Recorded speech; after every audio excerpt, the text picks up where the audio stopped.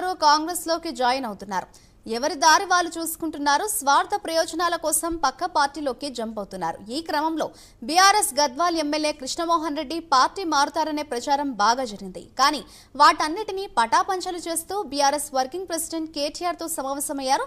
తాను కార్ట్ పార్టీలోనే కొనసాగుతానని తెలిపారు. తనపై డీకే అరుణ, సరిత కోర్టులో పిటిషన్ వేశారని, తన పక్షాన బీఆర్ఎస్ పార్టీనే లాయర్ను పెట్టి కోర్టులో వాదించిందని అన్నారు. తాను ఇప్పటికీ బీఆర్ఎస్ ఎమ్మెల్యేనే అని, తనకు లాయర్ను ఏర్పాటు చేయాలని కేటీఆర్ను కోరానని తెలిపారు.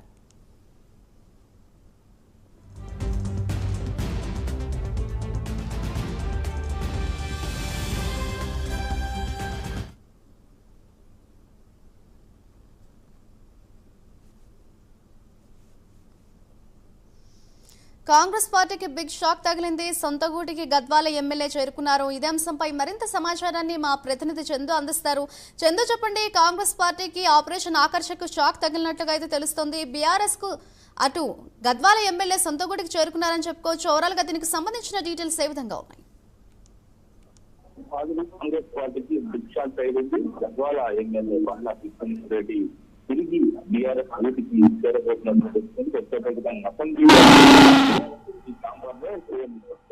పార్టీ వర్కింగ్ ప్రెసిడెంట్ కేటీఆర్ ను బండ్ల కృష్ణమోహన్ రెడ్డి కలిశారు. ఈ సందర్భంగా మాట్లాడుతూ తాను బీఆర్ఎస్ పార్టీలోనే కొనసాగుతానని కూడా కేటీఆర్ కు చెప్పినట్టుగా కూడా మనకు తెలుస్తోంది. ముఖ్యంగా ఇప్పటికే బండ్ల కృష్ణమోహన్ రెడ్డి మీద డీకే అరుణ, అక్కడ బండ్ల కృష్ణమోహన్ రెడ్డి మీద పోటీ చేసినటువంటి కాంగ్రెస్ పార్టీ అభ్యర్థి సరిత కూడా కోర్టులో పిటిషన్ చేశారు. ఎందుకంటే ఆస్తులకు సంబంధించిన అంశంలో తప్పుడు అభివృద్ధి పెట్టారనే ఆరోపణ మీద కేసు పెట్టారు. ఆ కేసు కూడా కోర్టులో నడుస్తుంది.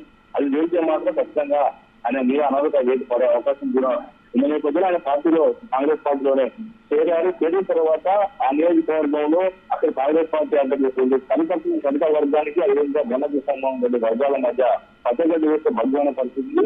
ఈయన రాష్ట్రాన్ని సరిత తీవ్రంగా కూడా వ్యతిరేకిస్తున్న నేపథ్యం ఇప్పటికి కూడా ఆమె బండ్ల కృష్ణమోహన్ రెడ్డికి సహకరించడం లేదు. ఈ నేపథ్యంలోనే బండ్ల కృష్ణమోహన్ రెడ్డి తిరిగి మళ్ళీ బీఆర్ఎస్ లోకి రావాలని విచారినట్టుగా తెలుస్తుంది. ఆయన ఇవాళ కానీ రేపు కానీ కేసీఆర్ కూడా కలవబోతున్నట్టుగా తెలుస్తుంది. ఇప్పటికే కోర్టుకు సంబంధించి ఇప్పటికే బీఆర్ఎస్ పార్టీ లాయర్ గత కొద్ది రోజులుగా కేసును వాదిస్తున్నారు. అయితే ఎప్పుడైతే పార్టీలో చేరారో అప్పటి నుంచి ఆ కేసును బీఆర్ఎస్ పార్టీ పట్టించుకుంది.